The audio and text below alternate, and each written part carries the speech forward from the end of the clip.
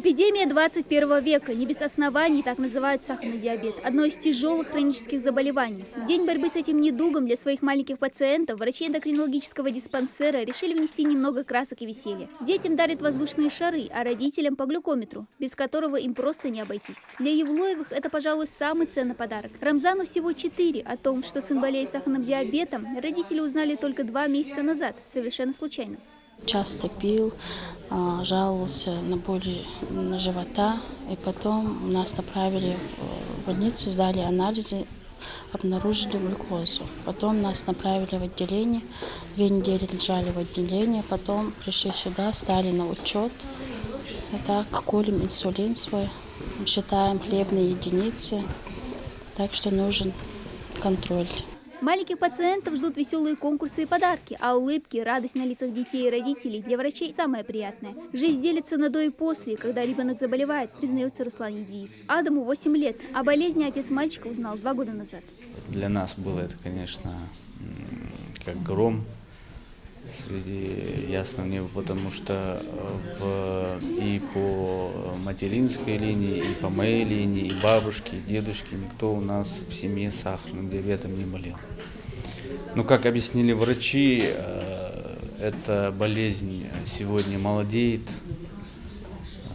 и узнать, по какой причине заболел ребенок, 100% сегодня никто так не может сказать. В эндокринологическом диспансере на учете около 100 маленьких пациентов с сахарным диабетом. Симптомы болезни – жажда, слабость и частая усталость. Лечение – инсулинотерапия, постоянный контроль за уровнем сахара и строгая диета. Но медицина не стоит на месте, открываются новые способы лечения. Сейчас проходят разработку такие методы, как ингаляционные виды инсулина, таблетированные формы. Они будут, конечно, гораздо удобнее для наших пациентов, тем более для деток, потому что нет необходимости в подколках ежедневных инсулина. Допустимый уровень сахара в крови от 3 до 5 молей. Своевременная профилактика играет большую роль. Прогрессирование болезни влечет слепоту, инфаркт, инсульт, почечную недостаточность и диабетические язвы, которые могут привести к тяжелым последствиям. Алихану Юндиеву даже пришлось ампутировать левую ногу. Сахарный диабет только в 2004 году, когда как раз мама умерла в этот день. Я начал очень много жидкости употреблять. Я пошел к врачу.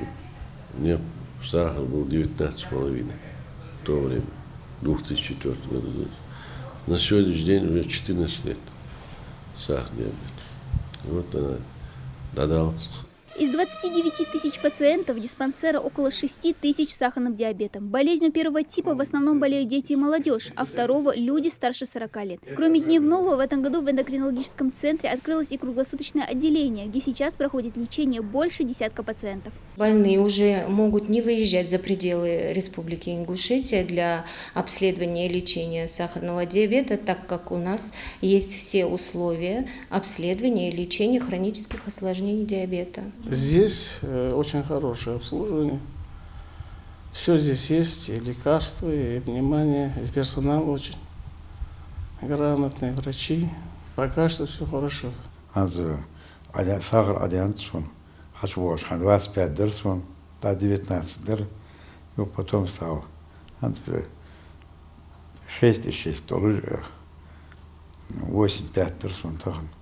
Сахарный диабет в частых случаях генетическое заболевание, но есть и исключения. Медики отмечают рост заболеваемости в последние несколько лет. Употребление фастфуда и непрерывная работа за компьютером увеличивают риск развития недуга. Медики напоминают, последствия необратимы, если вовремя не начать лечение. А потому стоит отложить повседневные дела и позаботиться о своем здоровье уже сейчас.